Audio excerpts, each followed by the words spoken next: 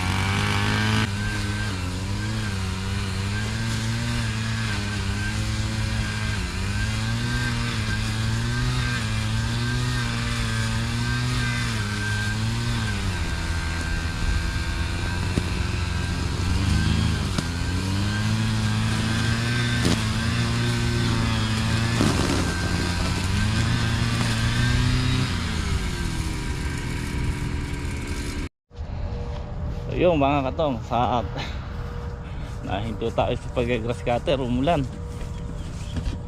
Yan, medyo malakas-lakas din. Nakakuan yung ating halaman ng isang araw. Pero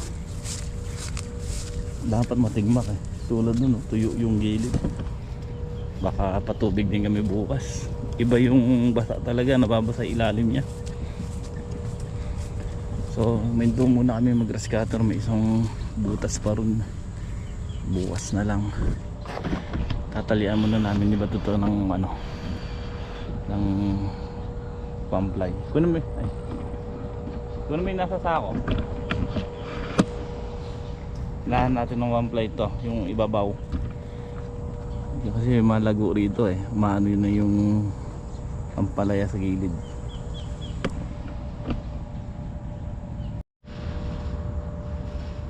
So ayan, hinihila na ni Bato.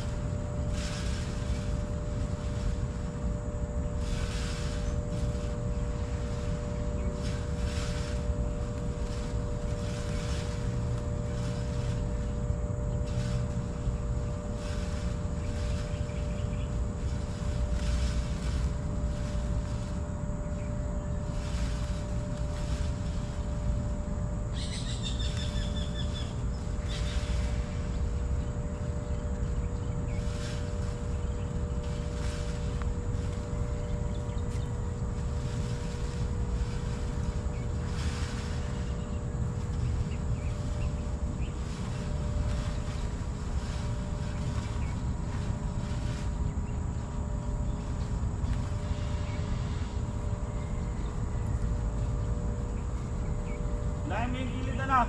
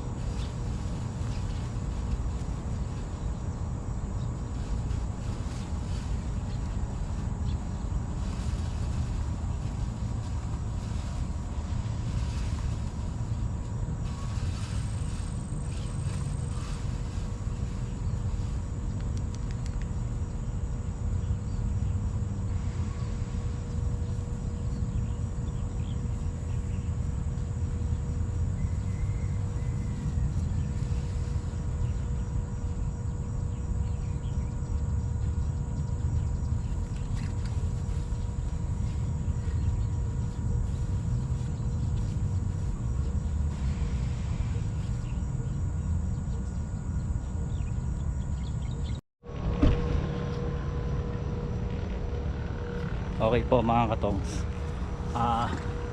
nahilahan na namin tong ito, inuna lang namin tong malapad, pero may nahilahan na kaming 3 butas din na ganito doon sa kabila. So ayan, talagang kailangan ito na gawin natin, yung bubong, kasi kita nyo naman mga katongs, ano, lagpas na yung mga usbong nya.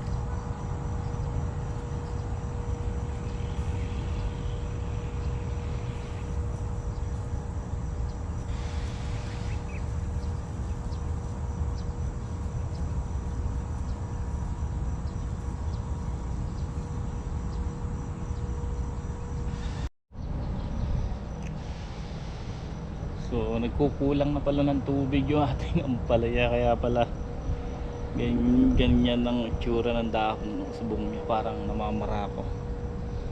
Pagtingin ko sa ilalim ng plastic, tuyo. Kaya bukas mag-spray mo, magpapatubig muna kami ni Bato. Ito lahat ng ampalaya, pati yung maliliit ng ampalaya na ito. Pero unahin namin itong malalaki. Ano nga talaga yung itsura nung nagtataka ako, parang namamara ako. Tuyong-tuyo na pala yung lupa. Iba talaga yung sa tubig, babad. Ito rin yung sili. So bukas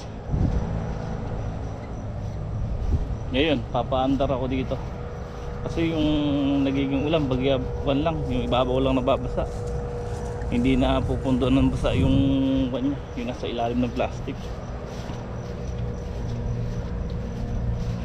Kaya ito, magpapaandar ako ngayon dito sa sili.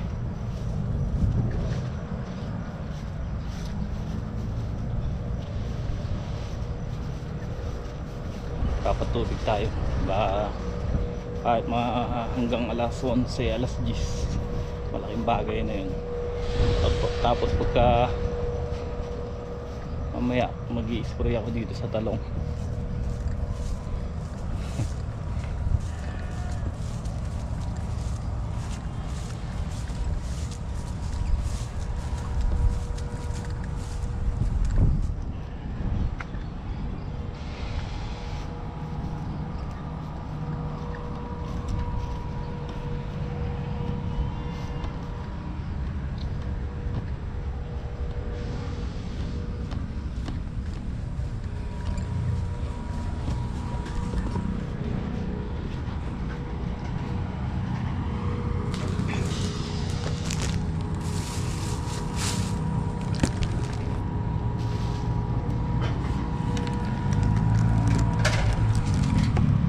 Kang, tignan mo yung kambing, umiyak.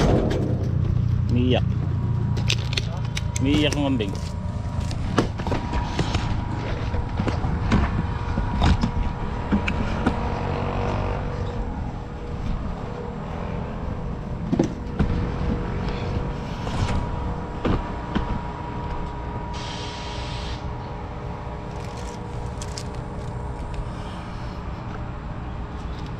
So ayan mga katongs, bumili kanina si paring Jay ng gamot na Buteya, pinabili ko po, at saka Rudan, tsaka itong Gold Rush. So ito ang gagawin natin, kung anong ginagawa ko rito nung nakaraan.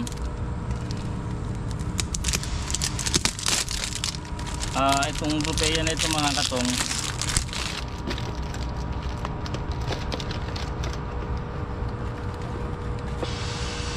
ito po kasama yan, maliit na bote lang po,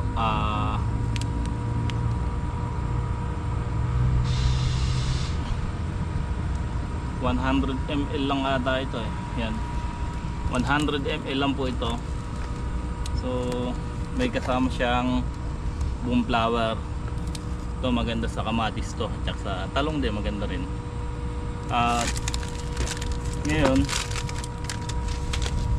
yung Gold Rush po na ito at yung Rudan, hahaluan po natin ng yung isang bote nito, paghahatiin ko sa dalawa ang halo. So ganyan po ang ginagawa ko pagka bumili ng Propeya, Rudan at saka Gold Rush, kasi pwede natin i-alternate, i-spray to. Kung sa puro Rudan lang natin ihahalo to, gagamit din tayo ng ibang gamot.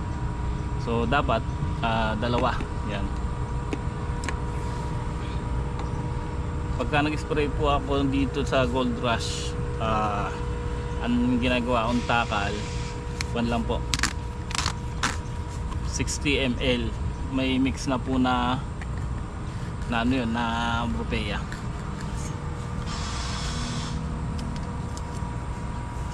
So ayan o, ito pinuksan natin ito, Ba't umiiyak? Tapos itong Rodan.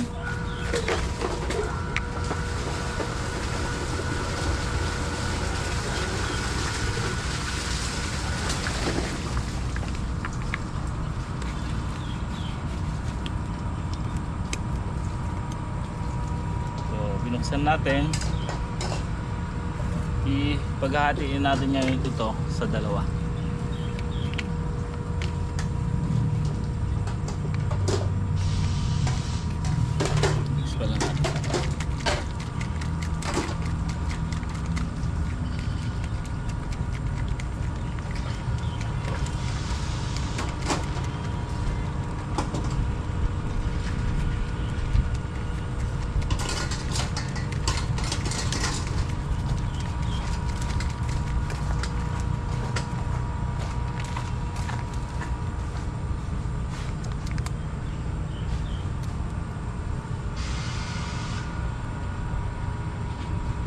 Tatansyahin na lang po natin kasi kung gagamit pa tayo ng takalan, papakat pa yung iba sa takalan.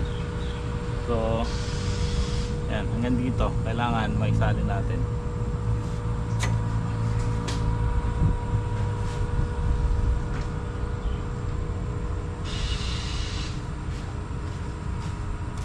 Yan,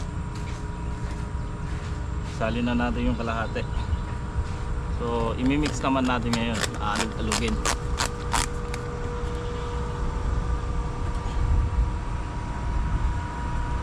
Ito yung kalahati.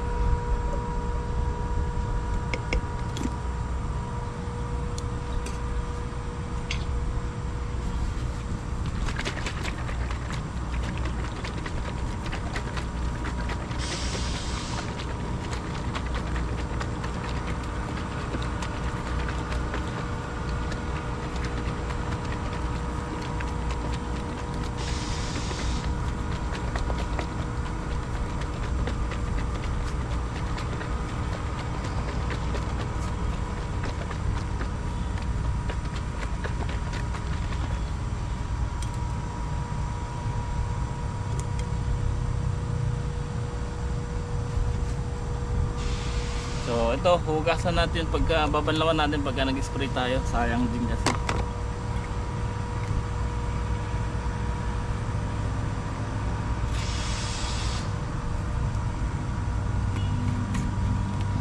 Ito yung Rodan na may halong Brupea. Siyempre ito yung gagamit po tayo, kailangan lagi natin minimix muna bago tayo tumakal. So yung Rodan at saka Brupea, tinatakalan ko po ng 70 ml sa 25 liters or 60 ml. Yung Gold Rush ganun din po, 60 ml. So naghahalo pa rin po tayo ng, ng ibang klase. Yung pulbos naman, ang mga nung Super Cartap or Lanet. So yun po ang hinahalo natin. Tulad sa talong po na ito, nag-i-spray ako, siguro gamitin ko muna yung Gold Rush at saka yung Brupea, itong may halong Brupea. Tapos haluan natin ng Lanet. I-spray ako ngayon, papagabi-gabi lang tayo.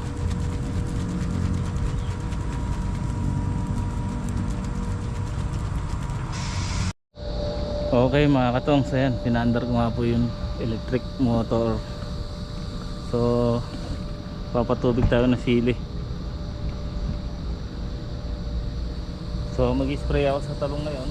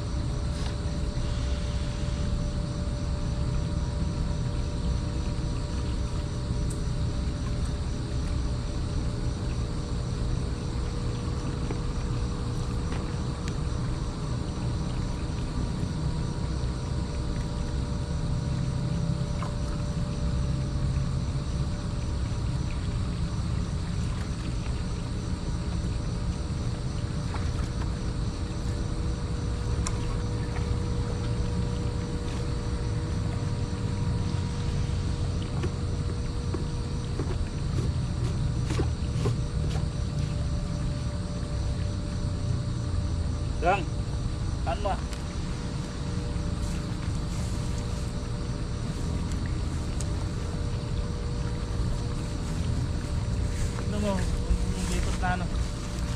Na, paraanan lang dati. Ayan.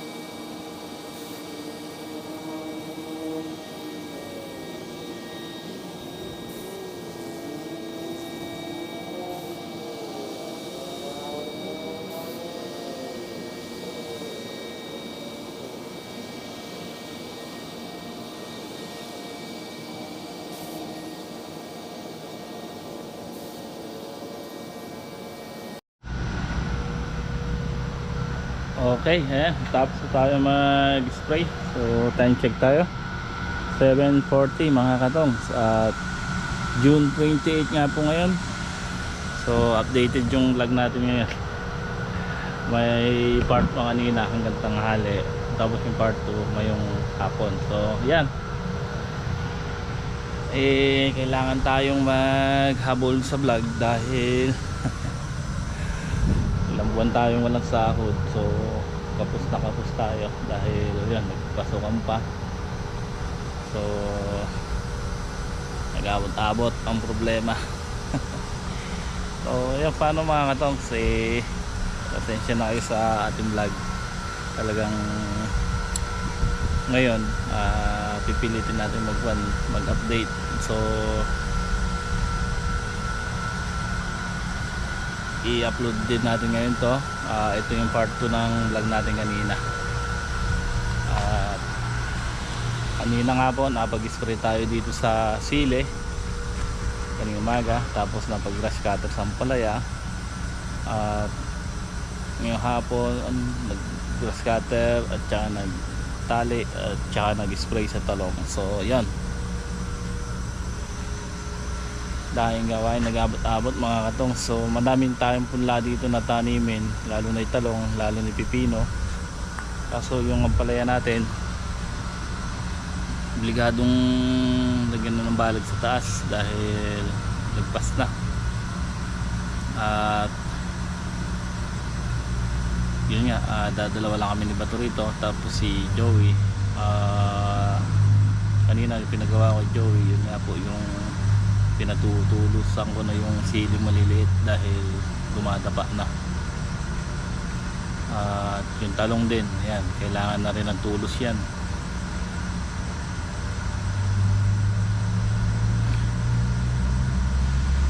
Tapos yung ampalaya, grass cutirin, yung ampalaya kamatis, yung isa halos isang butas na lang yung grass cutirin doon kasi umulan lang kanina, kaya hindi namin nayari ni Bato. Bukas siya yari ni Bato yun. papatubig tayo dito sa Ampalaya, sa lahat ng Ampalaya. Itong electric motor dito sa Sili ko itututok, yung water pump doon sa sa Ampalaya. So magpapatubig ako, si Bato siguro baka magkuha ng magtali muna.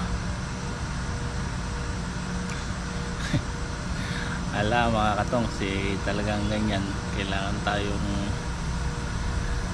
kumayod ng kumayod. So hanggang dito na lang muna ang aking vlog mga katong. Sa at muli po, maraming salamat po sa walang sawang suporta. Kita-kits po tayo sa next upload. Magandang gabi po sa inyong lahat. God bless.